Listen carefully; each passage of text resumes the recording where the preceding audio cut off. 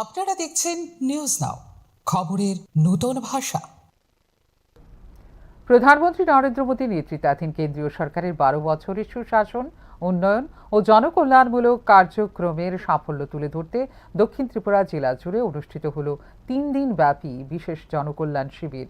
শান্তির বাজারের মুকুট অডিটোরিয়াম হলে আয়োজিত এই শিবিরে বিভিন্ন সরকারি দপ্তরের পক্ষ থেকে সাধারণ মানুষের জন্য সরাসরি পরিষেবা ও সচেতনতামূলক কর্মসূচির আয়োজন করা হয়। উপস্থিত ছিলেন জেলা ও মহকুমা প্রশাসনের শীর্ষ আধিকারিকরা।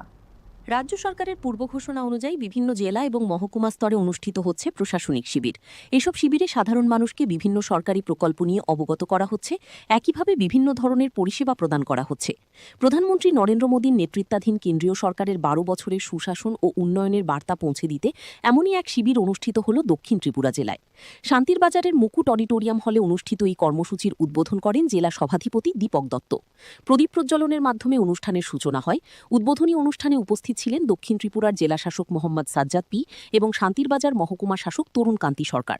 অতিথিরা তাঁদের বক্তব্যে সরকারি পরিষেবা আরও সহজলভ্য করে তোলার উপর গুরুত্বারোপ করেন। जो 12 साल कंप्लीट हो रहा है, तो हम लोग इसका सेलिब्रेट कर रहे हैं 12 इयर्स ऑफ गुड गवर्नेंस। तो इसमें मूल उद्देश्य दो है।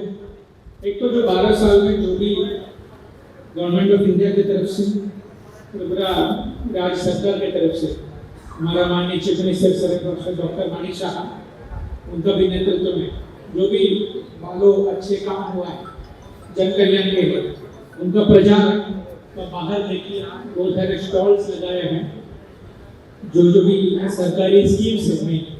जैसे कि हमारे मेन स्कीम है जो बिज्जी राम जी, पहले MGNRG बोलता था, जैसे कि पहले आपको 100 दिन काम मिलता था, अभी 125 दिन हो गया।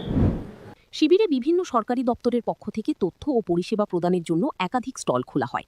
বিশেষভাবে সক্ষম ব্যক্তিদের নাম নথিভুক্তকরণ ও বিভিন্ন সরকারি সুবিধা প্রদানের ব্যবস্থাও ছিল। কৃষি, বন, police, motor vehicles, disaster management এবং নারী ও শিশু কল্যাণ দপ্তরের স্টলগুলিতে সাধারণ মানুষের ব্যাপক সাড়া লক্ষ্য করা যায়। 3 দিনব্যাপী শিবিরে বিপুল সংখ্যক মানুষের অংশগ্রহণের পর এই কনসটিকে সফল বলেই দাবি করছে জেলা প্রশাসন। Bureau report, news now.